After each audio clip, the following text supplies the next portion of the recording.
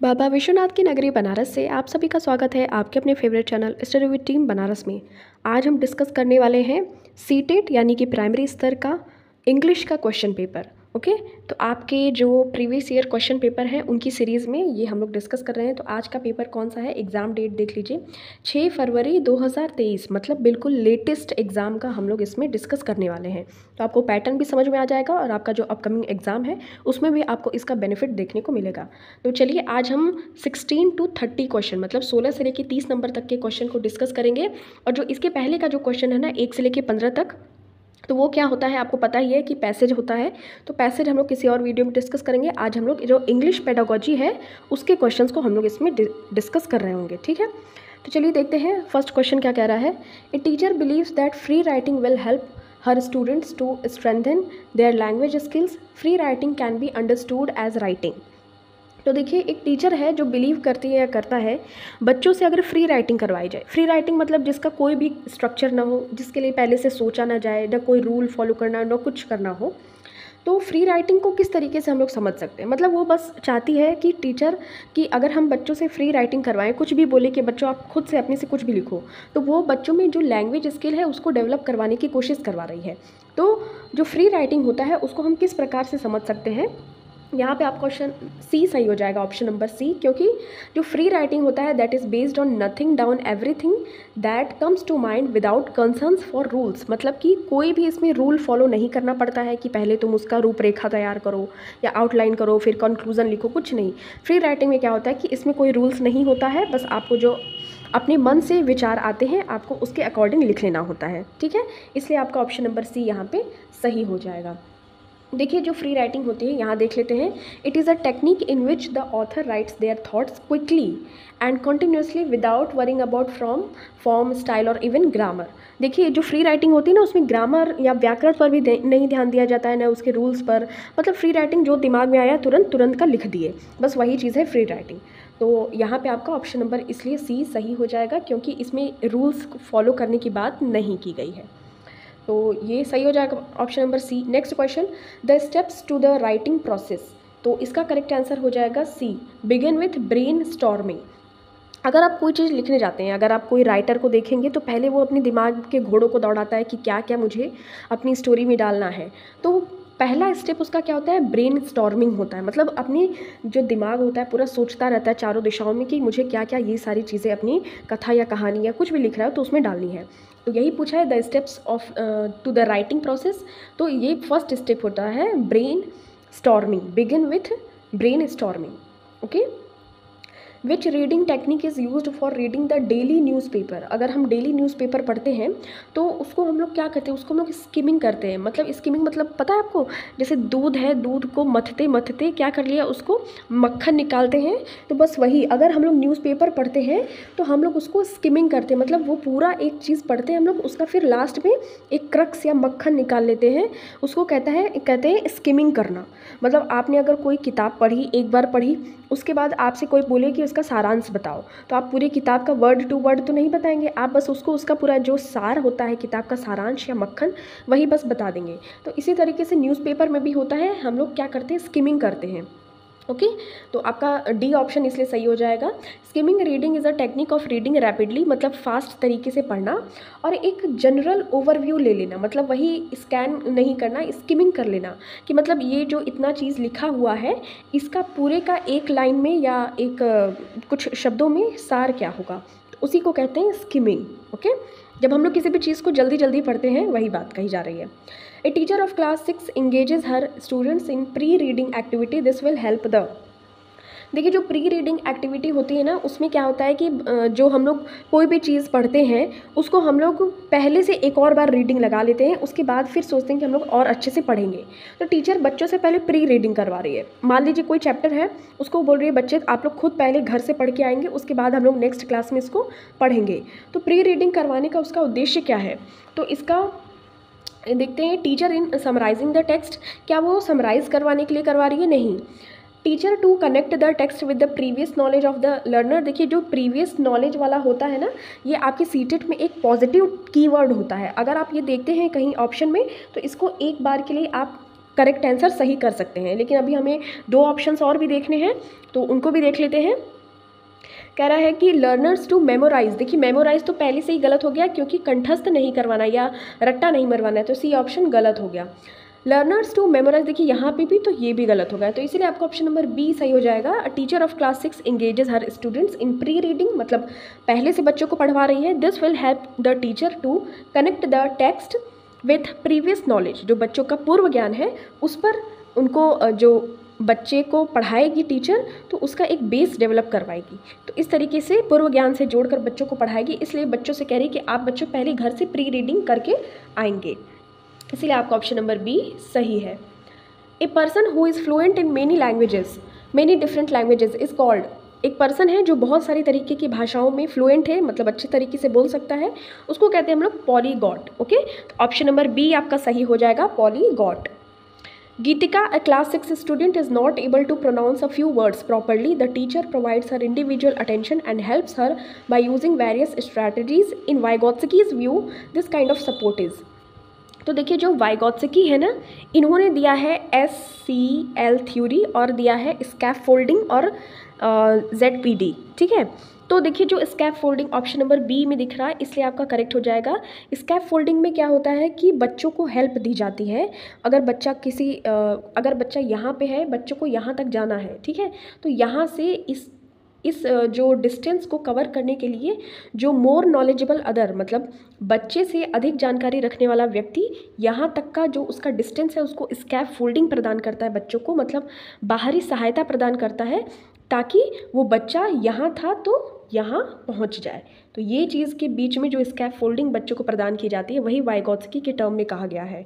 तो option number B यहाँ पे सही हो जाएगा। जैसे गीतिका एक क्लास 6 की स्टूडेंट है, वो कुछ शब्दों को अच्छे से बोल नहीं पा रही, उच्चारण नहीं कर पा रही है, तो टीचर उसको थोड़ा सा अटेंशन देती है और उसको हेल्प करती है, बहुत तरीक़ों से उसको समझाती है कि आप किस तरीके से इन शब्दों को प्रयोग कर पाएंगे। तो ये वाइगोत्स्की के अनुसार स्कैफोल्डिंग कहलाता है, ठीक है। चलिए नेक्स्ट क्वेश्चन देखते हैं।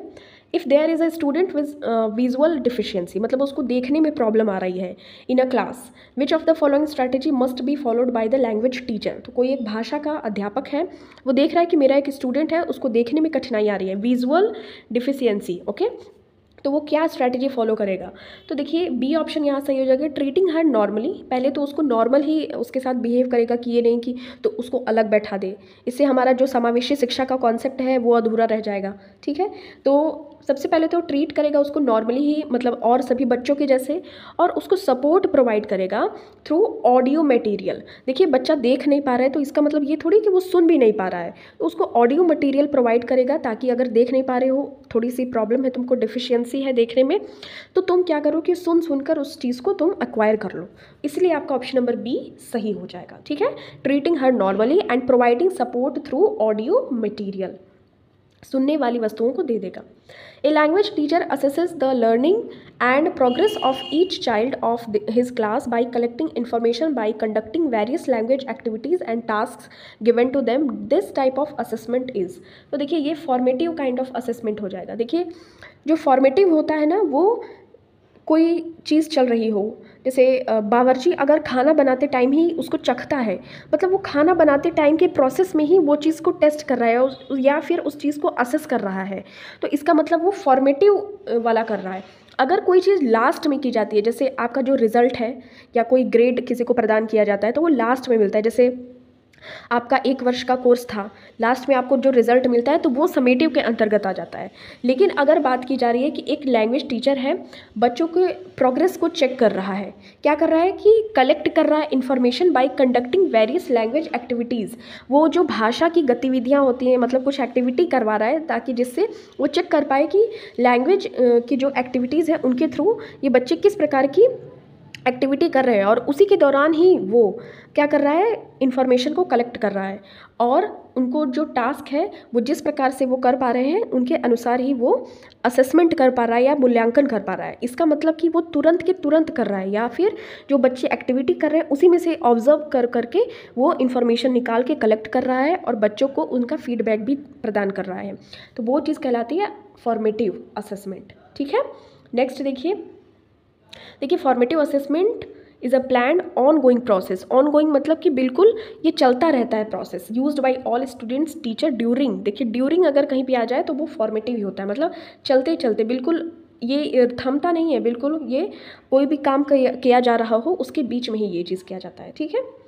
जैसे बावर्ची खाना बनाते टाइम खाना टेस्ट करता है तो वो फॉर्मेटिव में आ जाएगा।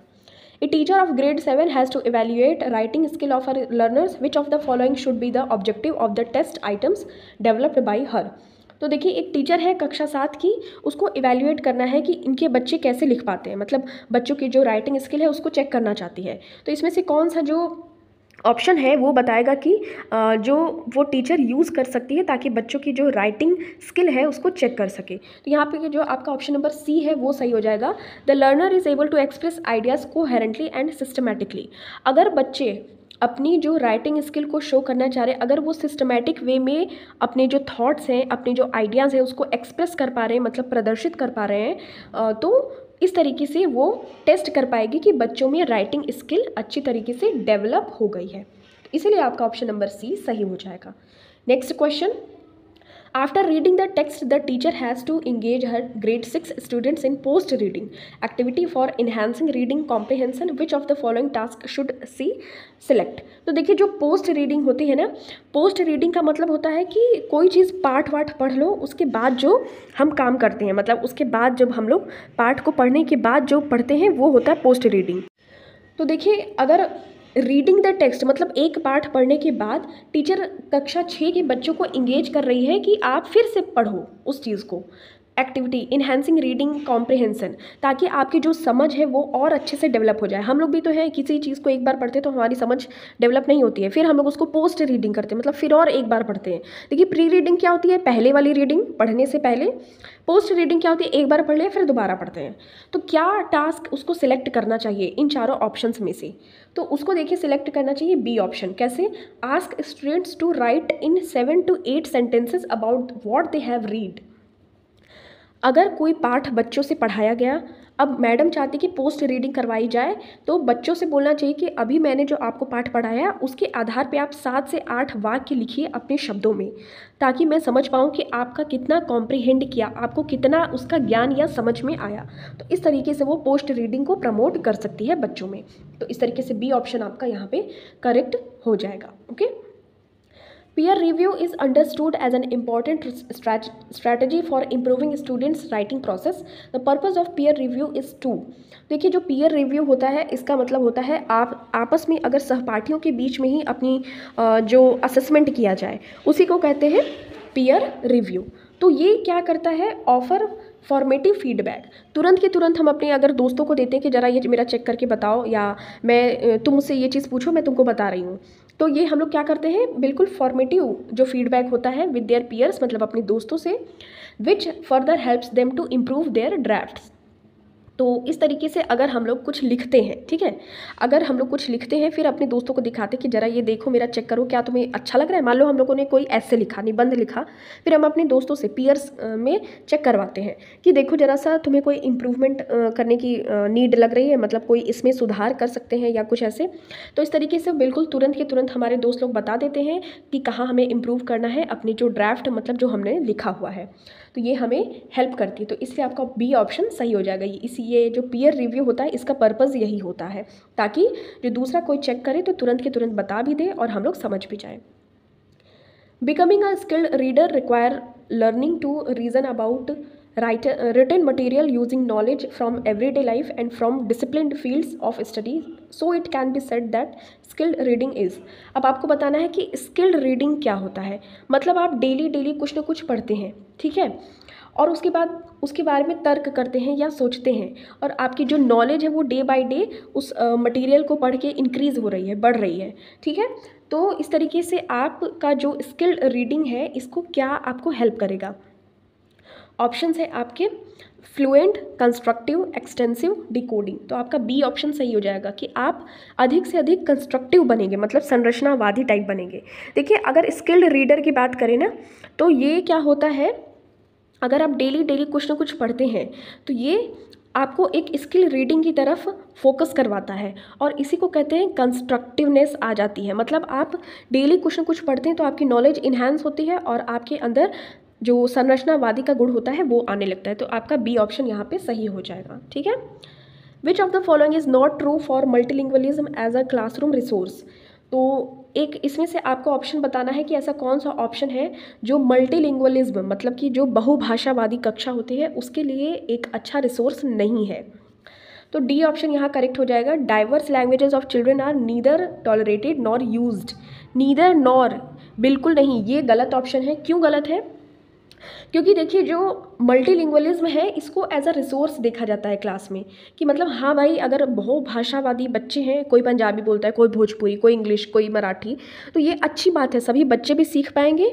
और बहुभाषा मतलब हमारे भारत में तो विविधता में एकता ये चीज़ का प्रतीक है भी, बहुत सारे भाषा धर्म के लोग बोलने वाले हैं, तो ये चीज़ को हम लोग रिसोर्स के रूप में देखते हैं। नॉट ट्रू आपको बताना है, तो यही चीज़ नेगेटिव लिखी गई है कि जो बहुभाषावादी वाले बच्चे होते हैं ये नीदर टॉलरेटेड, इनको बर्दाश्त नहीं करना चाहिए या इनको क्लास में नहीं लेना चाहिए, ना ही इनको यूज़ करना चाहिए। तो ये चीज़ गलत है ना।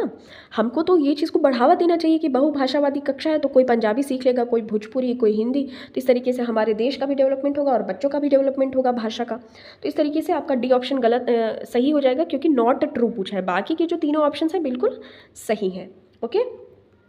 A teacher of class 5 provides such opportunities of assessment where students decide for themselves whether their progress or language use is good or not. This type of assessment is referred to as। तो देखिए एक teacher है कक्षा 5 की, वो provide करवाती है कुछ अपॉर्चुनिटीज़ की जहाँ बच्चे खुद से ही अपनी प्रोग्रेस को चेक कर सके कि ये अच्छा है या बुरा है, ठीक है।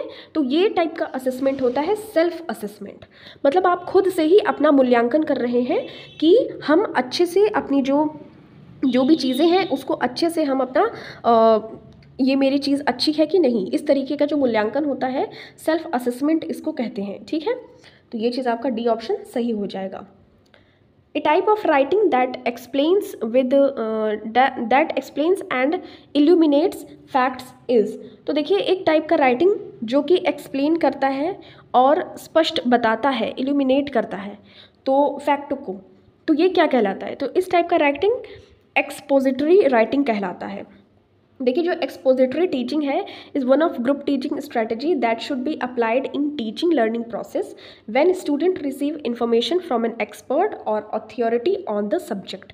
अभी जैसे मान लीजिए आप ये लेक्चर देख रहे हैं, तो ये जो चीज़ों को मैं एक्सप्लेन कर रही हूँ तो ये क्या कहलाएगी? Expository teaching. या एक्सपोजिटरी अगर आप लिख रहे हैं तो राइटिंग कहलाएगी, और जो मैं पढ़ा रही हूँ तो वो टीचिंग कहलाएगी। जैसे लेक्चर्स आप सुन रहे हैं, प्रेजेंटेशंस, टेक्स्ट बुक्स, वीडियोस आप देख रहे हैं, तो इसीलिए आपका यहाँ पे बी ऑप्शन सही हो जाएगा। Thank you so much for watching this. मिलते हैं आपसे नेक्स्ट वीडियो में।